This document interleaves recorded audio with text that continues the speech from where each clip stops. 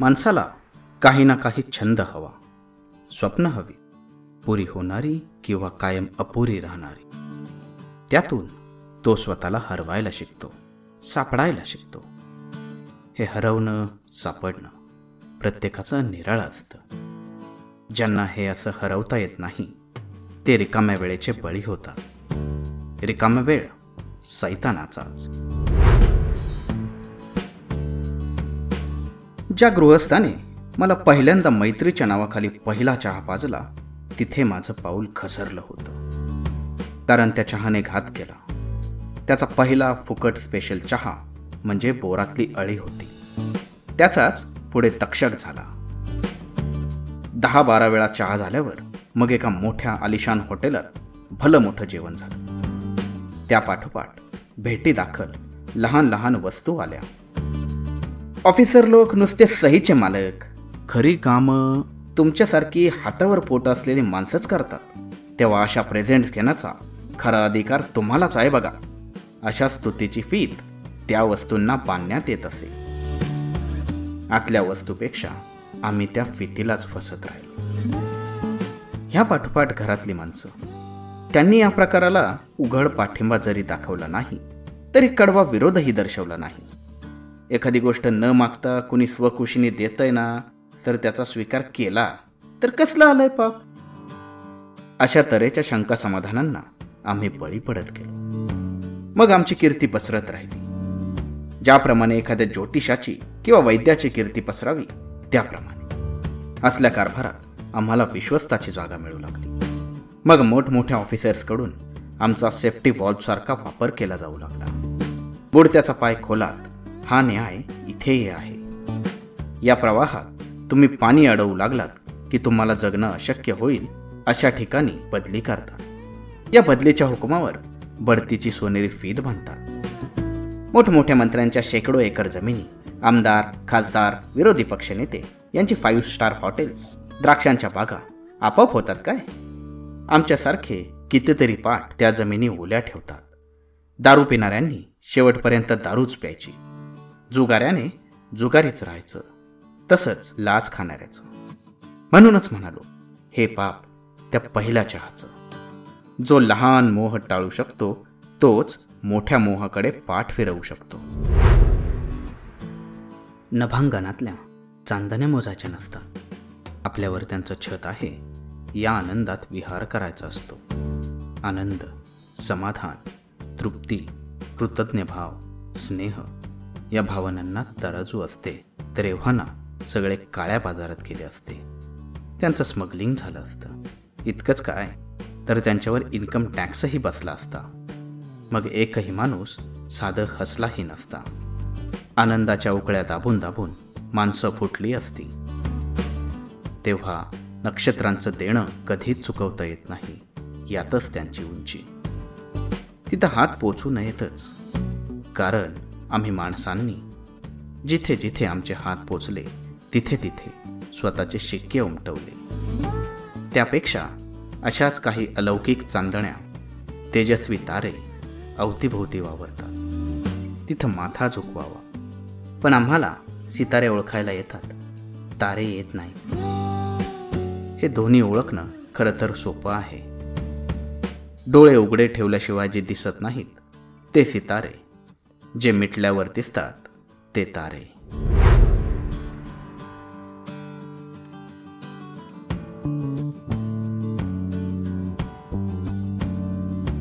सर्वात जीवघेणा क्षण कोणता?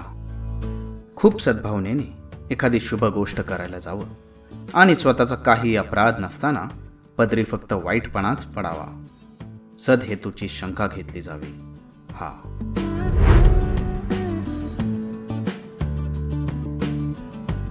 शेंदूर फासलेला प्रत्येक दगड म्हणजे काय जागृत दैवत असतं काय?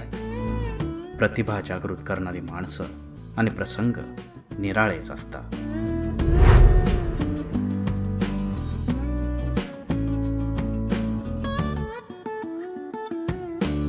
एकदा केव्हा तरी शांतपणे बसावं आणि वयानुसार आपण काय काय गोष्टी सोडल्या याचा आढावा घ्यावा. मग लक्षात येतं की आपण गाफळलेली चिंच अनेक वर्षात खाल्लीच नाही. जत्रेत मिळणारी पत्र्याची शिट्टी वाजवलेली नाही. चटक्यांच्या बिया घासून चटके द्यावेत असं आता वाटत नाही, कारण परिस्थितीने दिलेले चटके सोसतानाच पुरेवाट झालेली आहे. कॅलिडोस्कोप पाहिलेला नाही.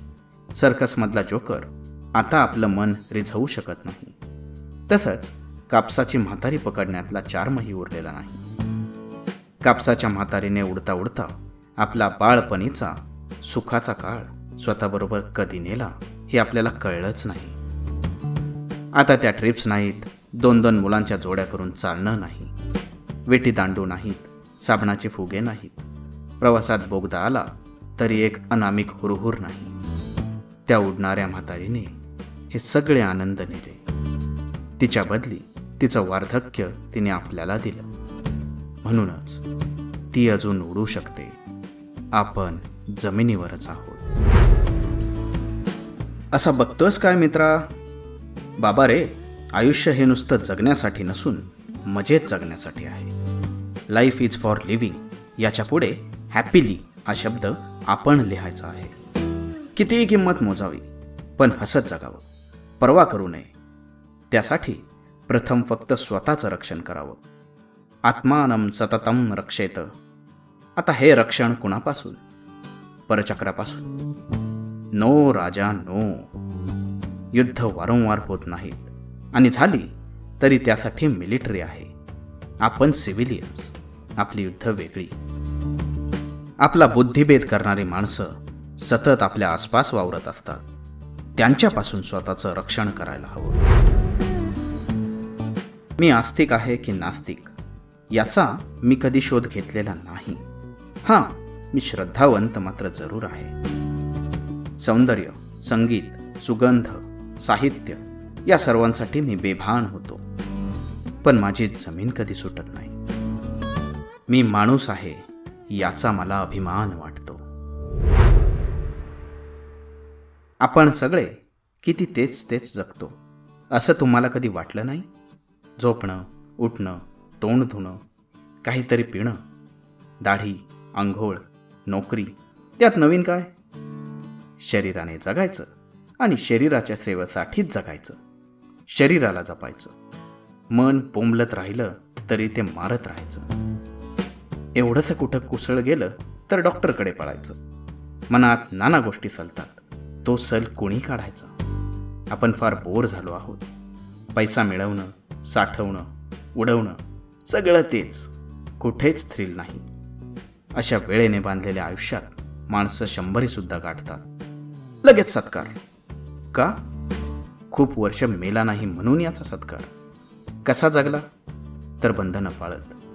बंधनं पाळत जगणं म्हणजे सातत्यानं प्रत्येक क्षणी मरणच.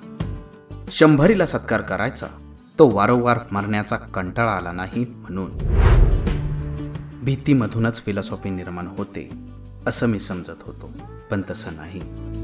स्वार्थी आणि निष्क्रिय माणूस जास्त चांगलं तत्वज्ञान सांगू शकतो. माणसांना वेळेची किंमत नाही. हा देश फक्त पैसा घालवायला लावणार. त्याच्या बदली घेणाऱ्याला जे हवंय ते द्यायचं असतं याची कुठे जाणीव नाही. म्हणूनच की काय, जे जे फुकट मिळेल ते मनसोक्त आडवा हात मारून कसं लुटता येईल यातच प्रत्येक जीव मग्न आहे. कोणत्याही वस्तूसाठी त्याची किंमत न मोजता ती पदरात पाडून घ्यायची चटक लागलेला माणूस आणि देश कधीच वरती येणार नाही. कोणाच्या ना कोणाच्या खलाने चालण्याची सवय प्रत्येक व्यक्ती परंपरेने लावून घेते. माणूस स्वतःचं व्यक्तिमत्व स्वतः घडवत नाही. कोणाचा ना कोणाचा तरी त्याच्यावर पगडा असतो. विचारांवर छाया पडलेली असते. आईबाप एखाद्या व्यक्तीवर प्रेम करतात म्हणून मूल त्या व्यक्तीवर प्रेम करू लागतं. जे आईवडिलांचे शत्रू तेच त्याचे शत्रू. याचाच अर्थ असा, स्वतःचा स्वतंत्र मेंदू घेऊन जन्माला आलेला हा जीव दुसऱ्याचं ऐकतो आणि त्याच क्षणी तो स्वतःचं अस्तित्व निसर्गाने जगाकडे पाहण्याची दिलेली स्वतंत्र नजर हरवून बसतो. 2 हात आणि 1 मन. माणसाने बेदम कष्ट करावेत आणि उदंड प्रेम करावं. उदंड प्रेम करणारी माणसं कशाचीच गॅरंटी मागत नाहीत. माणसानं हे प्रेम करण्याची शक्ती घालवली म्हणून आता नियतीसुद्धा कसलीच गॅरंटी देत नाही. संतांचं उदंड प्रेम परमेश्वरावर असतं, म्हणूनच संत कसलीच हमी मागत नाही. ते निर्भय असतात. इट जस्ट हॅपन्स म्हणत पुढच्या क्षणी जी माणसं कामाला लागतात ती जास्त जगतात. अश्रू गाळण्यात आपलं 20% आयुष्य वाया जात असेल, काही माणसांचं तेवढं आयुष्य इतरांच्या नावानं बोटे मोडण्यात जातं. पुढच्या क्षणी मागचा क्षण विसरणारे, अलिप्त, कृतज्ञ, वास्तववादी की सगळे समर्थांचे शिष्य. मरे एक त्याचा तुझ्या शोक वाहे, अकस्मात तोही पुढे जात आहे. 11 शब्दात समर्थांनी सगळं उलगडून दाखवलंय.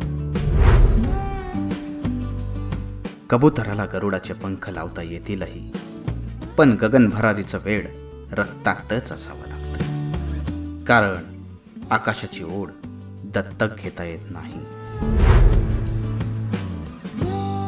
लेखक, कथाकथनकार, उत्तम वादक, सुंदरतेचं वेड असणारे, उत्तम रसिक अशा मराठीतील आबालवृद्धांचे लाडके व.पु. काळे यांच्या वपुर्झा या पुस्तकातील या काही ओळी. पुस्तकाची लिंक डिस्क्रिप्शन बॉक्समध्ये दिलेली आहे. आमचा हा प्रयत्न आपल्याला कसा वाटला हे कमेंट बॉक्समध्ये नक्की कळू द्या.